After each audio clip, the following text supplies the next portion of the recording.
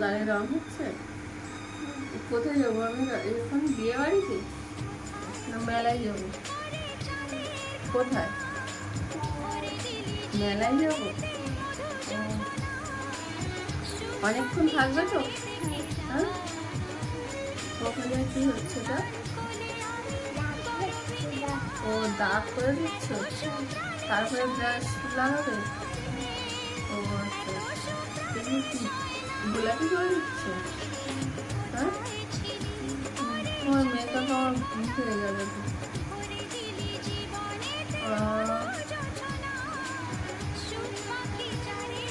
এইটা তোমার makeup brush?